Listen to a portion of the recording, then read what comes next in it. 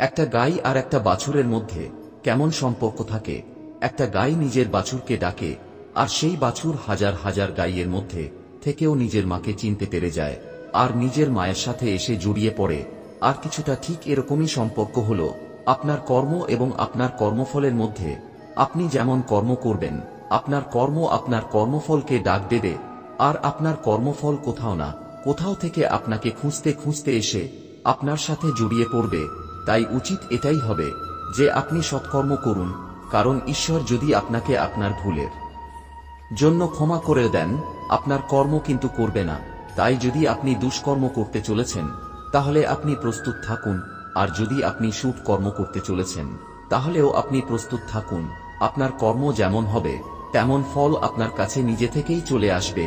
আজ না হোক কাল, কাল না হোক অন্য কোন সময় অবশ্যই আসবে। আসুন আমার সাথে ভালোবেসে বলুন, রাধা রাধা। কোন বাড়িতে কোন পরিবারে যখন কারোর জন্ম হয় তখন তা কত সুখের মুহূর্ত হয়। সেই ছোট্ট সন্তান যখন কিছুটা বড় হয় সে হাঁটার চেষ্টা করে, আর সেই প্রক্রিয়াতেও খুব বড় একটা শিক্ষা লুকিয়ে রয়েছে। ঠেলে দেওয়া। যখন আপনি হাঁটতে চান, সামনে এগোতে চান, তখন আপনি কি করেন? নিজের পায়ের তলার যে মাটি তাকে আপনি পেছনে ঠেলে দেন। ব্যাস, এই একই জিনিস তো জীবনেও শিখতে হবে। এবার যদি আপনি জ্ঞানের পথে অগ্রসর হতে চান তাহলে অজ্ঞানতাকে পেছনে সরিয়ে দিতে হবে। যদি আপনি প্রকাশের দিকে এগোতে চান তাহলে অন্ধকারকে পেছনে সরিয়ে দিতে হবে। যদি আপনি ভবিষ্যতে সফল হতে চান তাহলে অতীতের যে অসফলতাগুলিকে পেছনে সরিয়ে দিতে হবে।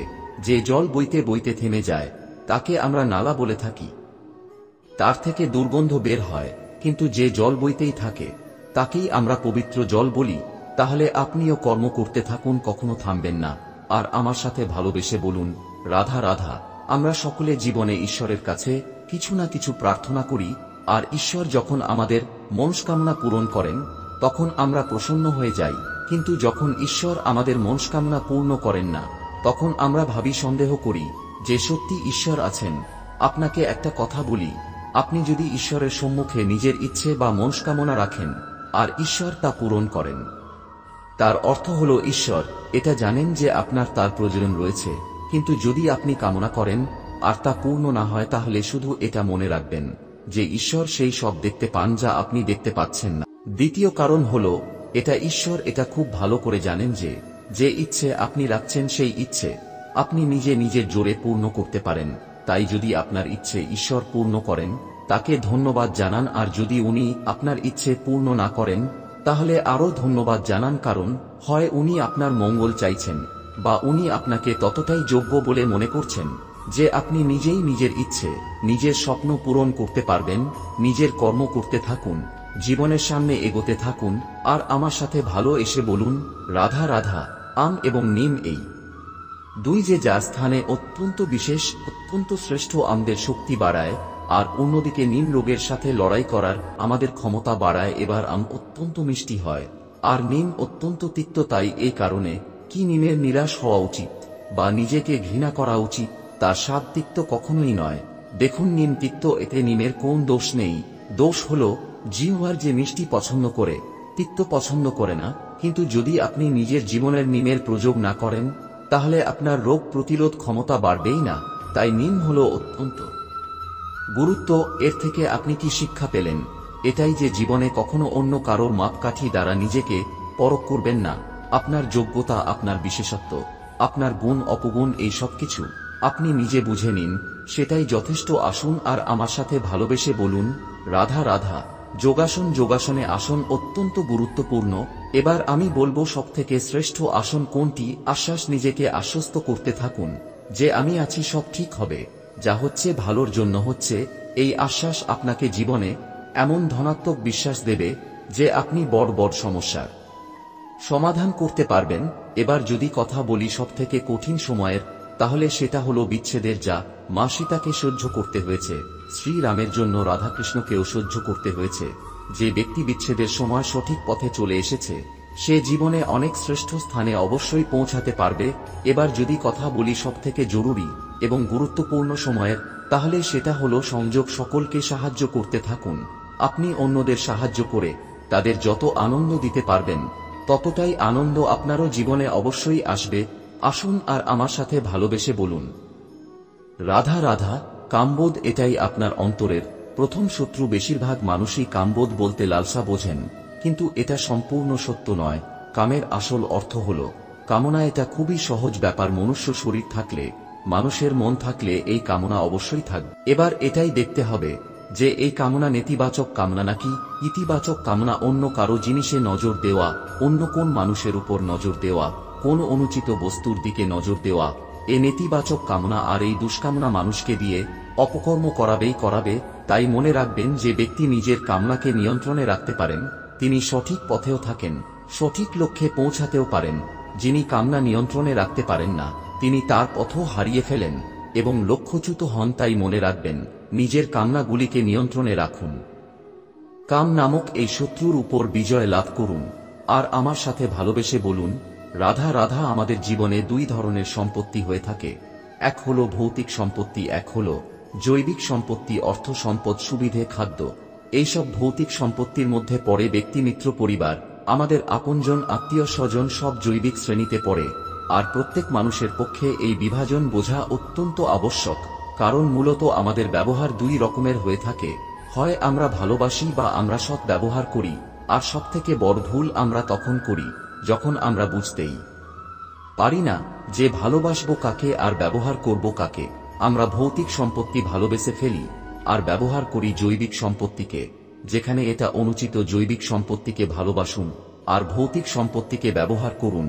যেদিন আপনার মধ্যে এই বোধ জাগ্রত হবে যে কাকে ভালোবাসবেন আর কাকে ব্যবহার করবেন, সেই দিন আপনার জীবনে শুধুই শান্তি বিরাজমান হবে। আর তখন এই মন প্রসন্ন হয়ে বলবে, রাধা রাধা। কাল, আজ এবং কাল আমাদের সমগ্র জীবনে এই তিনটির আশেপাশেই ঘুরতে থাকে। আমরা সবসময় বিগত সময়ের বিষয়ে ভাবতে থাকি। অতীতে যদি আমাদের দ্বারা কোনো ভুল হয়, সেই বিষয়ে ভেবে ভেবে আমরা সবসময় অনুতাপ করতে থাকি।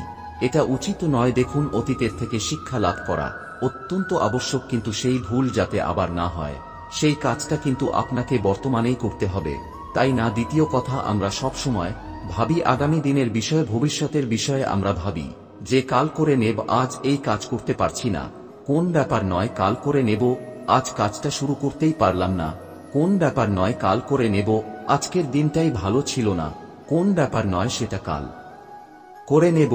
ব্যাপারটা বুঝুন, আপনি নিজের সময় নষ্ট করছেন। দেখুন, এই যে কালটা কখনোই আপনার হাতে আসবে না। তাই যে কাজ করতে চান সেটা আজকেই করুন, অন্তত শুরুটা করুন। কারণ এই আগামী সময় তা সব সময় আপনার থেকে এক কদম আগে থাকবে, একদিন এগিয়ে থাকবে। জানেন কেন? কারণ এই কাল আপনার জন্য অপেক্ষা করবে না, সেই জন্য আপনিও এর জন্য অপেক্ষা করবেন না। যা করার তা আজকেই শুরু করুন। কারণ যে বর্তমানে নিজের ভিত স্থাপন করেন না, ভবিষ্যৎকালে তার সুন্দর শক্তিশালী ভবন কখনো নির্মাণই হয় না। আসুন আর আমার সাথে ভালোবেসে বলুন, রাধা রাধা। সাফল্য খুব সহজ এক শব্দ। এটা হলো সেই সব শব্দের মধ্যে অন্যতম যা মানুষ একটু বুঝলেই ভাবেন সব বুঝে ফেলেছি। আর যেই উনি বুঝতে পারেন সাফল্য কি, আজীবন সেই সাফল্যের পেছনেই ছুটতে থাকেন। এই সাফল্য হলো একটা খেলার মতো, যাতে মানুষ নিজের সমস্ত জীবন বাজি লাগিয়ে দেন। আর প্রত্যেক খেলার মতোই এরও কিছু নিয়ম রয়েছে। আর প্রাথমিক নিয়ম হলো, এই সাফল্য লাভ করার জন্য, সাফল্য লাভ করার স্বপ্ন আপনাকে অবশ্যই দেখতে হবে আগে। হ্যাঁ, কিন্তু শুধুমাত্র স্বপ্ন দেখলেই কিছুই হবে না। স্বপ্ন দেখুন, তারপরে আপনার নিজের নিদ্রাকে ভঙ্গ করতে হবে, দিনরাত পরিশ্রম করতে হবে, দিনরাত চেষ্টা করতে হবে। তবেই এই সাফল্য আপনার কাছে আসবে আর আপনার পদানত হবে। তাহলে স্বপ্ন দেখুন আর করে তাকে সার্থক করুন। যদি এটা করেন তবেই সাফল্য সহজেই আপনার কাছে আসবে। আর তখন মন প্রসন্ন হয়ে বলবে, রাধা রাধা। সমস্যা প্রত্যেকের জীবনেই সমস্যা আসা যাওয়া করে। আর প্রত্যেক মানুষ সমস্যা আসার পর তার সমাধান খুঁজতে উঠে পড়ে লাগে। কিন্তু যখনই সমস্যার সমাধান হয়ে যায় আমরা সুপ্রসন্ন হয়ে যাই এবং অসাবধানও হয়ে যাই। আমাদের মনে হয় যে আমরা সম্পূর্ণরূপে সমস্যার অন্ত করেছি, কিন্তু কোথাও না কোথাও একটা ছোট্ট বীজ রয়েই যায়।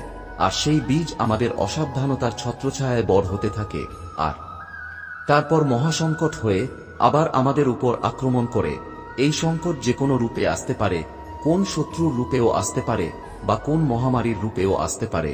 সেজন্য সবসময় সাবধান থাকাই উচিত। কারণ অসাবধান হলে কি হয়, আমাদের সুরক্ষা চক্রে একটা ছেদ উৎপন্ন হয় আর আমাদের শেষ করতে পারে। এমন এক বাণ সেই ছেদবিন্দু হয়ে আমাদের হৃদয়ে প্রবেশ করতে পারে। তাই যে কোনো সমস্যার সমাধান করুন, জয়ী হন, উৎসব পালন করুন, কিন্তু সাবধানে থাকবেন। আসুন আর আমার সাথে ভালোবেসে বলুন রাধা রাধা। আর আমার এই ভিডিওটি ভালো লেগে থাকে তাহলে অবশ্যই লাইক, কমেন্ট এবং সাবস্ক্রাইব করবেন। জয় শ্রীকৃষ্ণ, রাধে